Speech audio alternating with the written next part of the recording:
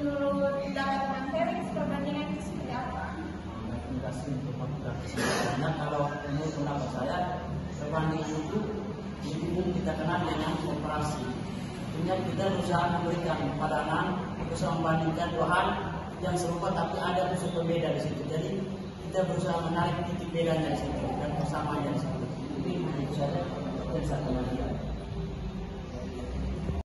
Baik, perbandingan sendiri merupakan suatu metode pengkajian atau penyelidikan dengan mengadakan perbandingan di antara dua objek kajian atau lebih untuk menambah dan memperdalam pengetahuan tentang objek yang dikaji.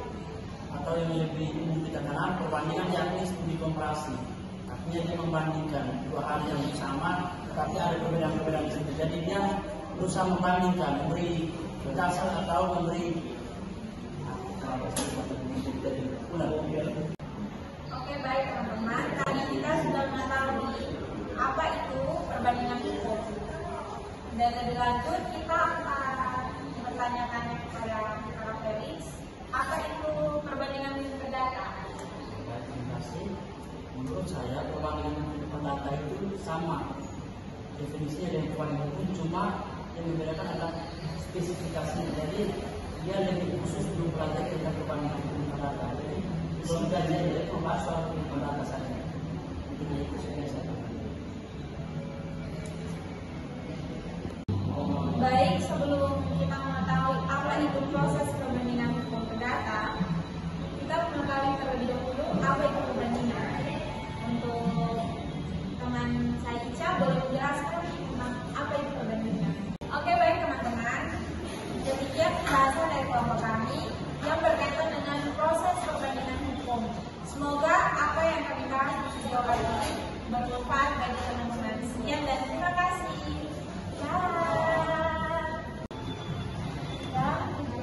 Tadi kita sudah membahas begitu banyak perbandingan, manfaat, objek, macam-macam metode, dasar perbandingan hukum.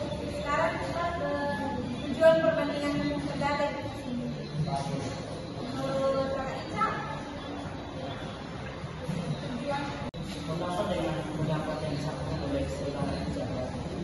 Tapi saya menambahkan sedikit bahwa tujuan utama dari kita melakukan perbandingan hukum adalah ketika kita mempelajari proses hukum yang berbeda, kita kira mendapatkan gambaran secara utuh bagaimana sih harapan yang pasal membedakan sistem hukum kita dan sistem hukum negara.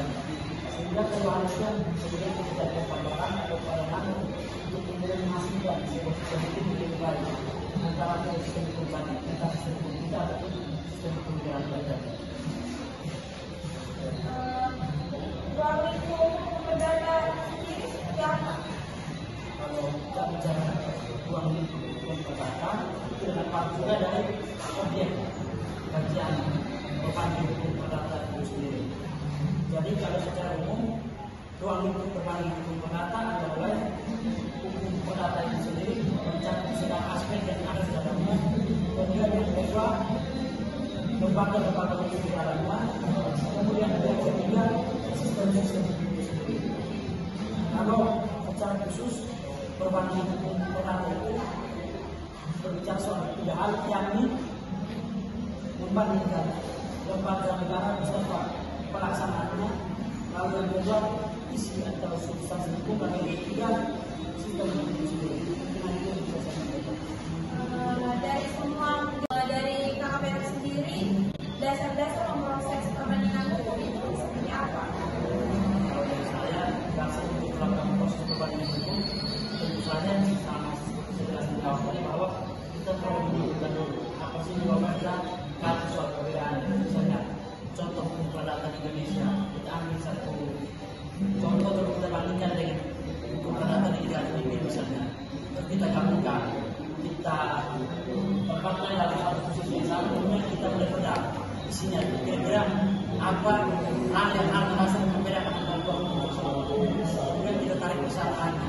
Sehingga di situ kita bisa menemukan kelebihan ataupun kekurangan dari sistem hukum kita sendiri. Dari dasar yang telah dijelaskan, apakah ada macam-macam metode perbandingan?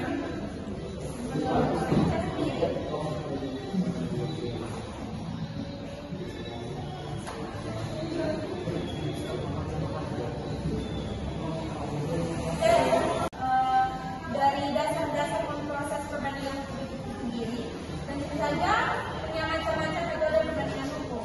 Coba Kak Ica jelaskan tentang macam-macam metode perbandingan hukum.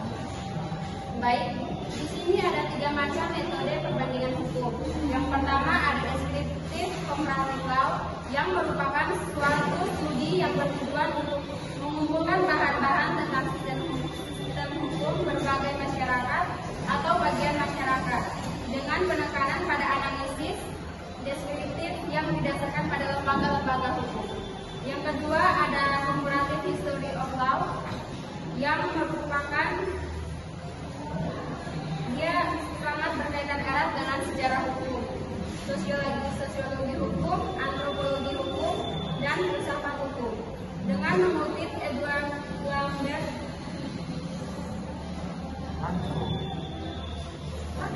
yang ketiga adalah comparative legislation, yang merupakan studi tentang perbedaan dan persamaan antara hukum negara yang berbeda. Lebih khusus lagi, ini melibatkan studi tentang sistem hukum yang berbeda yang ada di dunia. Dari dasar-dasar proses perbandingan hukum, tentu saja ada macam-macam metode perbandingan hukum sendiri. Coba Kak Ica jelaskan. Baik, di sini ada 3 macam metode perbandingan hukum. Yang pertama ada deskriptif comparative law, yang merupakan suatu studi yang bertujuan untuk mengumpulkan bahan-bahan tentang sistem hukum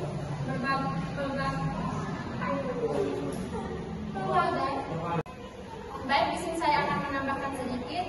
Yang menjadi objek perbandingan hukum ialah kita membicarakan tentang sistem atau bidang hukum di negara yang mempunyai lebih dari satu sistem hukum. Misalnya, hukum perdata dapat dibandingkan dengan hukum perdata tertulis, atau bidang-bidang hukum di negara yang mempunyai satu sistem hukum. Bagaimana metode perbandingan hukum sebagai ilmu hukum? Kita belajar tentang perbandingan hukum mempunyai objek tersendiri. Objek dari perbandingan hukum itu seperti apa? Pokoknya kalau kita bicara soal objek, itu tidak lepas kaitannya dengan posisi atau apa sih hal yang kita bahas. Jadi kalau kita bicara kaitannya dengan kepastian hukum perdata, maka objek kajian kepastian hukum perdata tidak lain yang dilakukan adalah posisi atau substansi itu sendiri, dan yang kedua adalah alat perlengkapan yang meliputi lembaga-lembaga hukum. Ini yang kita bisa bisa mau menambahkan sedikit. Baik, dari saya, yang menjadi objek perbandingan hukum itu contohnya seperti sistem atau bidang, kita membicarakan tentang itu. Hukum di negara yang mempunyai lebih dari satu sistem.